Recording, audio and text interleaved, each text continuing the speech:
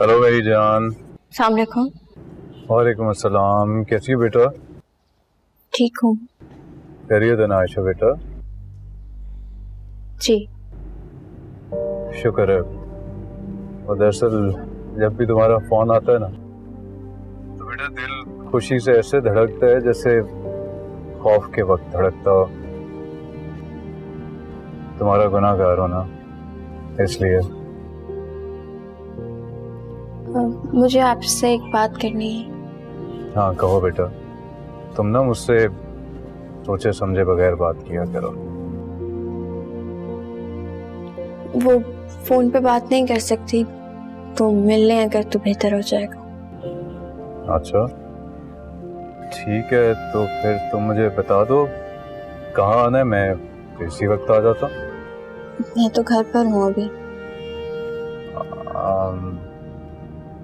तो बेटा घर पे मैं कैसे?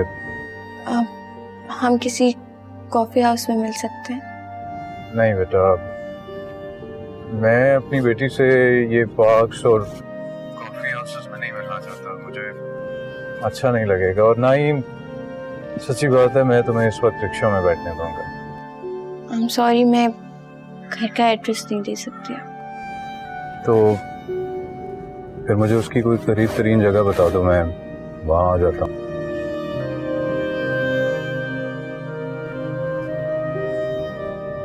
हेलो। हेलो। देखो बेटा, मैं सड़कों पे आके खड़ा नहीं होऊंगा। आप परेशान ना हो। मुझे बगैर सोचे समझे जगह बता दो, मैं आ जाऊंगा। और सच्ची बात है मैं नहीं चाहता कि आप इस वक्त बसों और रिक्शों में धक्के खाओ। सारी जिंदगी इसी तरह सफर किया है मैंने। आ जाऊंगी मैं। बेटा मेरी रिक्वेस्ट है, बात मान लो प्लीज।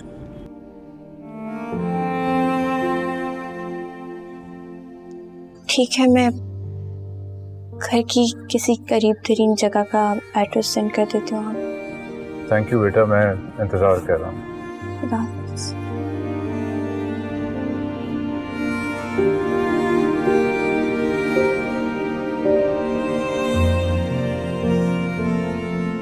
अम्मी, मैं अब्बू से मिलने जा रही हूँ।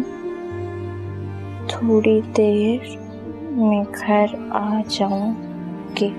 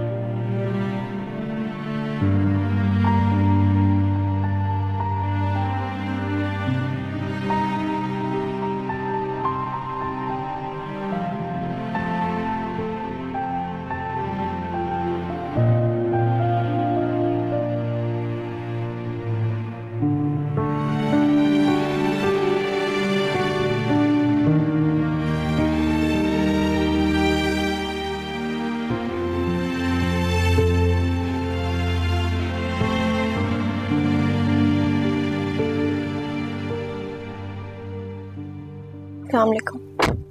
वालेकुम अस्सलाम।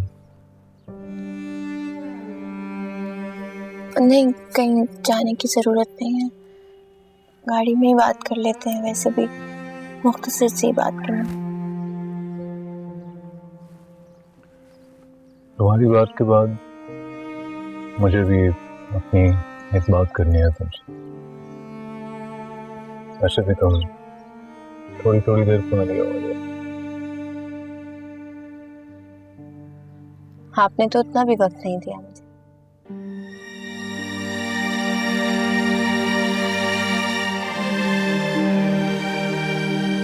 है, असल में अम्मी स्कूल से नहीं आई थी अभी तक, उन्हें बगैर बताए आई हूँ।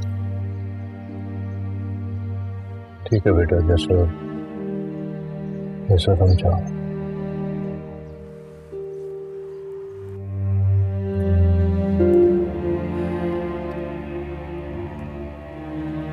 वो एक रिश्ता आया मेरे। अच्छा, कौन है? क्लास फेलो है मेरा, वही जिसको एनवलप दिया था आपने।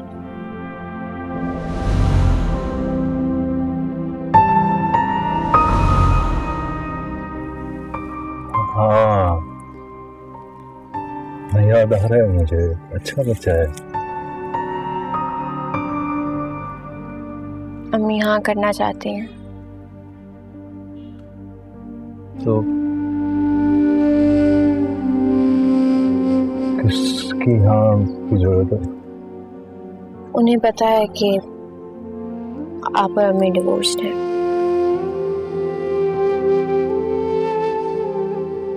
आप मिल लें उससे और उसकी अम्मी से।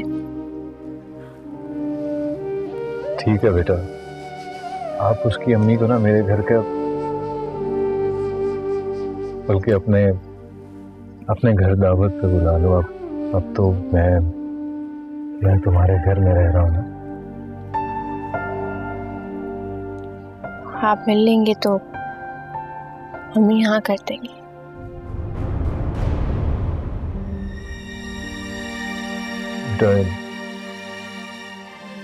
हेमंत को मेरा शुक्रिया क्या देना। वो जैसे गिरे हुए शख्स को इतना कुछ सहने के बाद भी मान दिया है उसने। कितना बदनसीब हूं मैं आयशा। किसी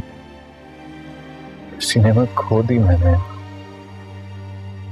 अपने हाथों से।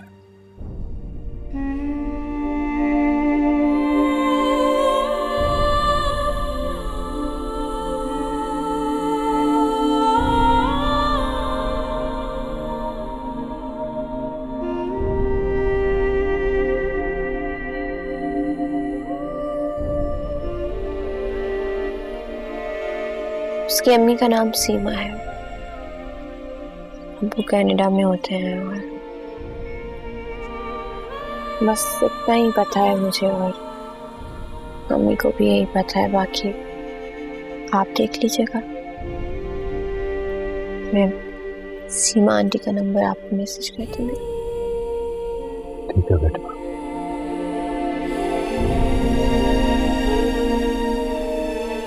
जीती रहो।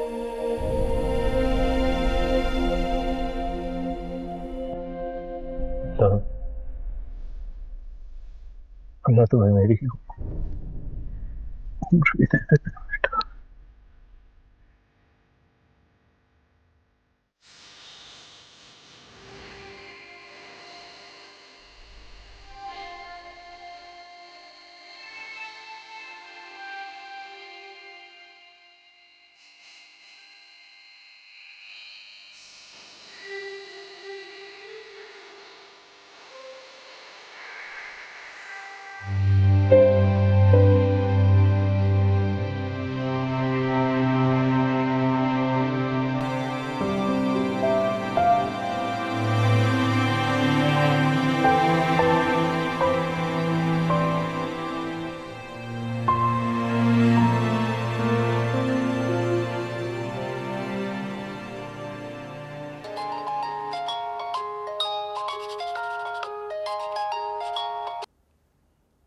हेलो जी, अस्सलाम वालेकुम। मैं अवैस बात कर रहा हूँ, आयशा का फादर। आप सीमा साहिबा बात कर रही हैं? जी जी, अस्सलाम वालेकुम। मैं आपकी कॉल एक्सपेक्ट कर रही थी। आप ठीक हैं? जी अल्लाह का शुक्र है। मुझे पता चला है आप हमारे घर में खुशियाँ लेकर आई। अरे भाई साहब, मैं तो आपकी खुशियाँ मांगने गई थी। यकीन जानिए, लाखों में भी आपकी बेटी जैसी कोई नहीं। जी, तो अगर आपको मुनासिब लगे तो हमारे घर खाना खा लीजिए। बहुत इज्जत अफजाई होगी हमारी। ज़रूर, क्यों नहीं। आप जब कहें, जैसा कहें। जैसे आपको सहूलत हो आप बता दीजिए। मैं तो फारिग ही होती हूँ घर पर। आप जब कहेंगे हम हाजिर हो जाएंगे। बस इमरान के डैड जरा मुल्क से बाहर रहते हैं। जी, वो आयशा ने बताया था मुझे। तो फिर आप और इमरान कल आ जाइए हमारे घर। बिल्कुल श्योर, हम कल ही हाजिर होते हैं आपकी तरफ। ठीक है, मैं आपके नंबर पे घर का एड्रेस भेज दूंगा। तो कल फिर इंशाल्लाह हम लोग डिनर साथ करते हैं। इंशाल्लाह। जी, अल्लाह हाफिज। जी बहुत शुक्रिया। अल्लाह हाफिज। अल्लाह हाफिज। अस्सलाम वालेकुम। वालेकुम अस्सलाम।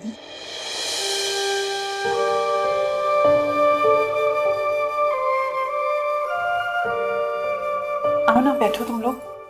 अच्छा बेटा। बैठो एमन। अभी हम इसलिए आए थे कि आपको दिखा सकें कि हमारी सच्चाई क्या है।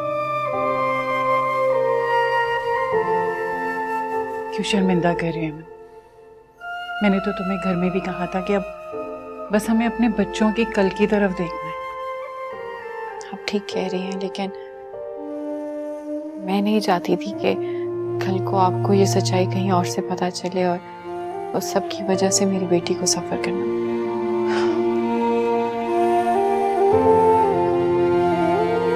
देखो सच तो मोहब्बत है, बाकी सब वाकयात हैं। और तुम दोनों के दरमियान जो आयशा का पुल है ना, वो तुम दोनों के रिश्ते को हमेशा जोड़ कर रखे। बस यही सच हम जानते हैं। चलो सब बातों को छोड़ो, आके बैठो।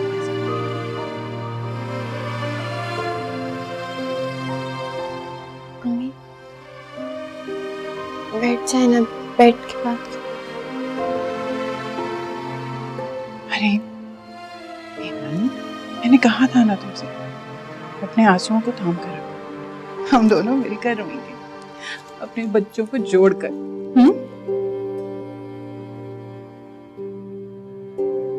ये जो गलतियां होती हैं ना, ये टूटे हुए बर्तनों की तरह होती हैं। इन्हें बाहर फेंक देना चाहिए। चलो बेटा। आप प्लीज वापसी पे आयशा को छोड़ दीजिए। कहाँ जा रही है?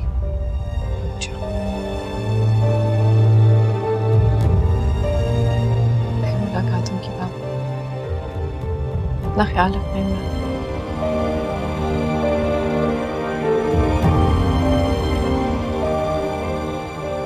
एमन थोड़ी देर रुक जा। एमन, एमन तुम मेरे एमन, एमन, एमन, तुम 2 मिनट तो रुक सकते हो। भाई साहब, आप आयशा को बुला रहे हैं। चल।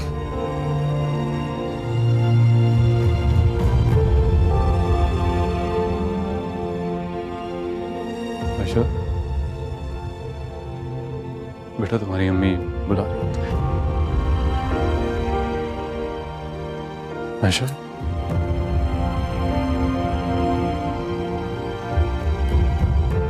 बेटा अपने बाप को माफ कर दो।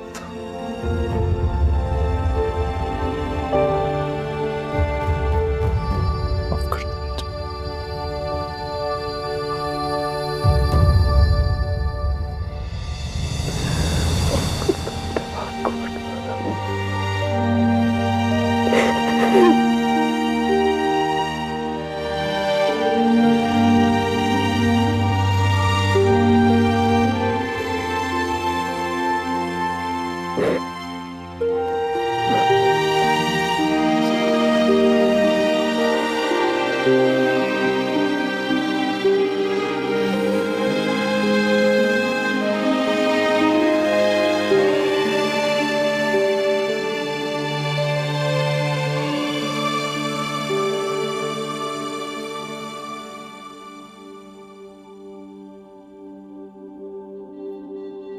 इतना खुशी का और मुबारक मौका तो मुझे मिलेगा ही नहीं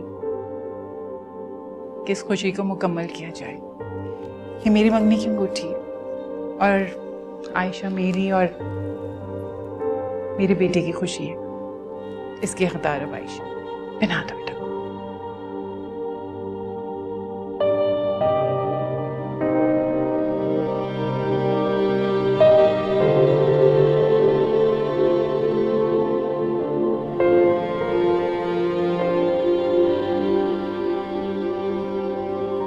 बहुत बहुत मुबारक।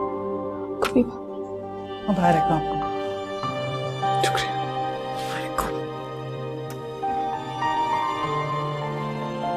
आयशा, तुम्हें तुम्हारे अब्बू घर छोड़ देंगे? नहीं, मैं आपके साथ जाऊंगी अम्मी। हम ऐसा करते हैं कि एमन और आयशा को छोड़ देंगे, आप बस अब हमें इजाजत दें। नहीं, ऐसे कैसे हो सकता है? आप लोग थोड़ी देर रुक जाएं, खाना तो खा के जाए ना। इतनी खुशियों के बाद अब किसको भूख और प्यास लगेगी? और यकीन जाने अगर इमरान के अब्बू होते ना तो अभी काजी को बुलाती, उनका निकाह पढ़ाती और बस फौरन इसे ले जाती। सॉरी अंकल, अम्मी थोड़ी सी ओवर एक्साइटेड हो जाती हैं। चलें फिर, एक फर्ज आप लोग मुझे भी पूरा करना दें। आता हूँ।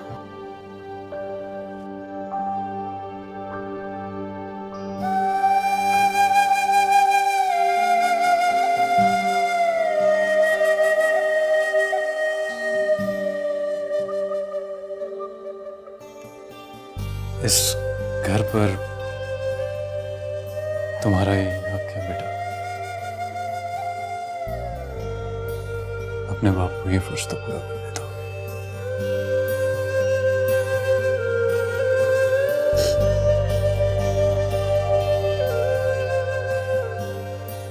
ये आप दोनों को मैं एक बात बता दूं, ना हमें जहेज चाहिए, ना कोई कपड़ा, ना पैसा। अगर एक सुई भी देंगे ना तो वो वापस कर दूंगी। और ये घर जो है ना, ये हमेशा आयशा का ही रहेगा। आपसे यही तवक्को थी हमें, लेकिन हमें हमारी खुशी तो मनाने देना।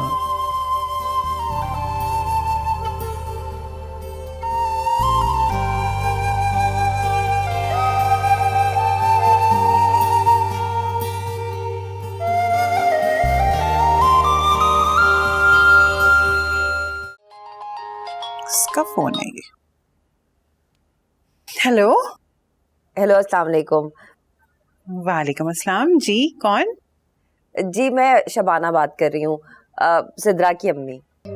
मैंने वो कहना था कि आप किसी दिन आए ना हमारे घर, खाना खाएं आके, इमरान को भी साथ में लेकर आए।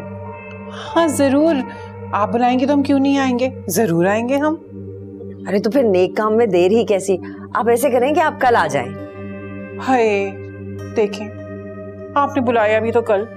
मैं दरअसल अपने घरेलू काम में बहुत मसरूफ हूँ, कल नहीं आ पाऊंगी, फिर किसी दिन प्लान करते हैं। चले, अपना बहुत ख्याल रखिएगा। अच्छा, अल्लाह हाफिज।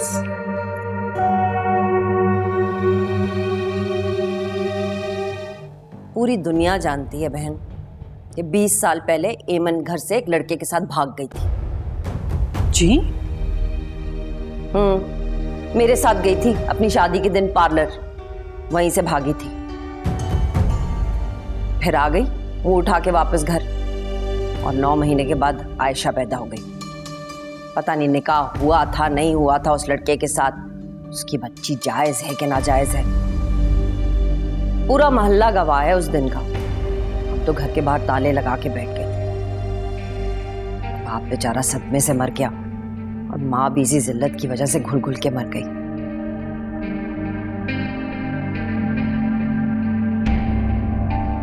आपको इस बात का पहले मालूम नहीं था? हैरत है, सब लोगों को पता है, इसीलिए तो माँ बेटियां ये घर छोड़ के गई थी, ताकि किसी को उनकी असलियत का पता न चले। मैं और अवैस एक दूसरे से मोहब्बत करते थे। हम यूनिवर्सिटी में एक साथ पढ़ते थे, और अवैस 2 साल तक अपनी अम्मी से मेरी शादी की बात नहीं कर सकी। मैं कम उम्र थी, बेवकूफ़ थी, और शायद बहुत ज़्यादा मोहब्बत में भी थी।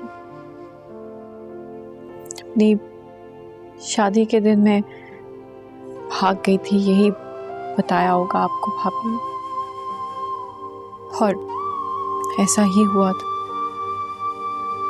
अवैस के साथ भागी थी, लेकिन खुदा की कसम अवैस ने उसी दिन मुझसे शादी भी कर ली। निकाह हुआ था, आयशा अवैस की ही बेटी। इस बात की सच्चाई आपको अवैस खुद भी बता दे।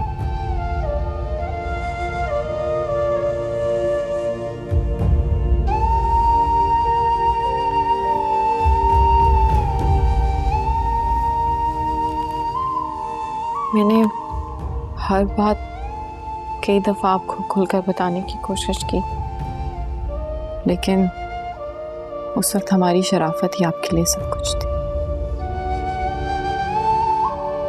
और वही शराफत किसी खाते में ही नहीं।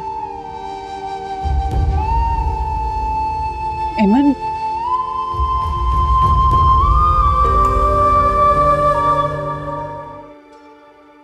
जो भी अम्मी ने किया वो गलत है, लेकिन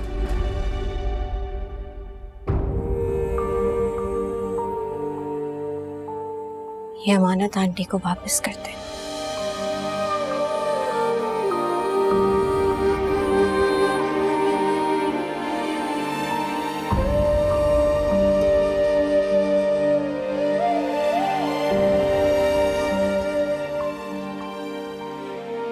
मुझे खैरात के रिश्ते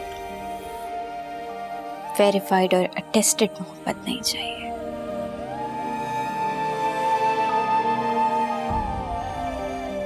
एतमाद और एतबार को दोनों चीजों को अप्रूवल की जरूरत नहीं पड़ती। मैं ये मंगनी खुद खत्म करती हूँ।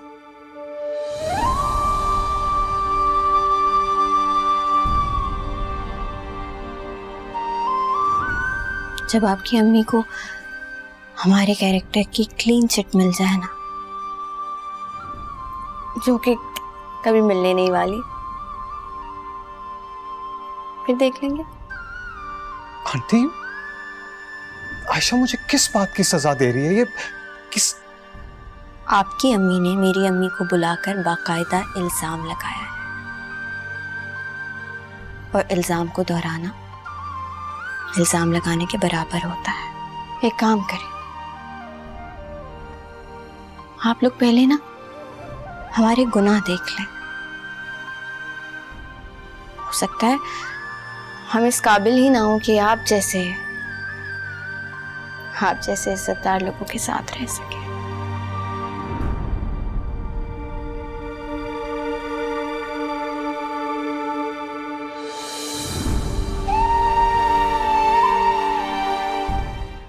ये मेरे और रेमन के निकाह की अटेस्टेड कॉपी है, देख सकते हैं आप लोग।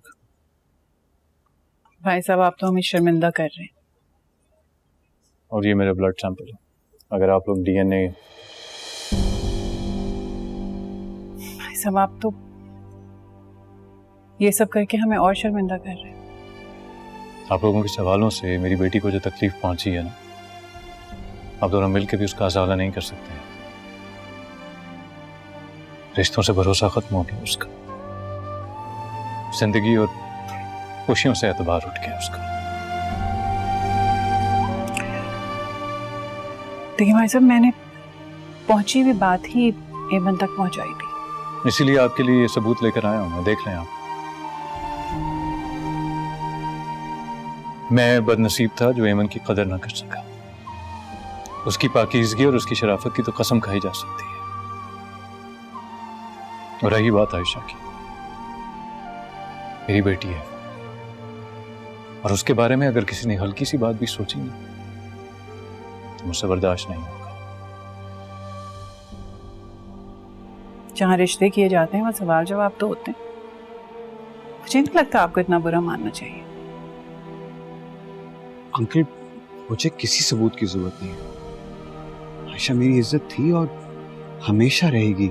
8 दिन रही थी हमारी शादी, और कितने पर्दे उठा के बताऊं आप लोगों को? अंकल, हम शर्मिंदा हैं, और अगर नहीं है तो होना चाहिए। मैं आपसे वादा करता हूं, मैं इस गलती का अजाला जरूर करूंगा। ठीक उसी तरह जिस तरह इस तरह की गलती का ज़ाला होना चाहिए। देख लीजिएगा आप लोग ये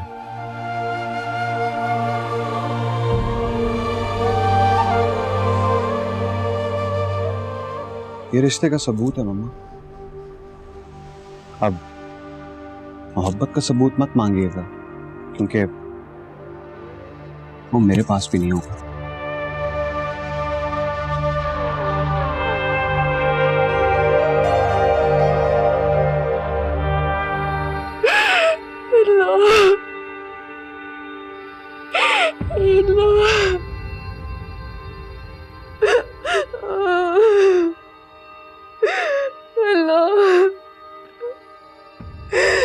मुझे किस चीज की सजा, किस चीज की सजा? मेरा क्या कसूर है? मैंने क्या किया? तू तो सब कर सकता है, तेरे हाथ में सब कुछ है। सारी इज्जतों के मामले तेरे हाथ में, तू कर सकता है, तू करेगा। अल्लाह तू करेगा, तू कर, तेरे हाथ में।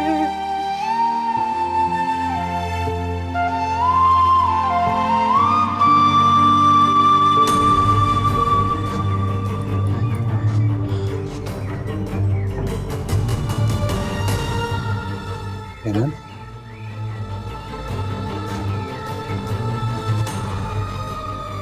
तुम्हें पता है आयशा, आयशा, आयशा घर पे इतना रो रही थी, इतना रो रही थी कि शायद आज के बाद उसकी आंखों में आंसू ही ना रहे रोने की। तुम्हारी दी हुई बदनामियां और कीचड़ उस पे उछल उछल कर आ रहे। 7-8 दिन की बीवी की औलाद को लोग नाजायज कह रहे। हेमन, हेमन खुदा के लिए ये बात दोहराना बंद कर दो प्लीज। क्या चाहते थे तुम? क्या चाहते हो हमसे? किस चीज का बदला ले रहे? मेरी बेटी, हमसे किस चीज का? हमने तुम्हारा क्या बिगाड़ा? हमने तो तुम्हें कुछ नहीं किया। मैं अपनी बेटी की वजह से ये बदनामी का दाग कैसे उतारूंगी? मुझे बताओ। मैं उसे वापस इन रिश्तों पे एतबार करना कैसे सिखाऊंगी? हेमन, हेमन, हेमन, हेमन, हेमन।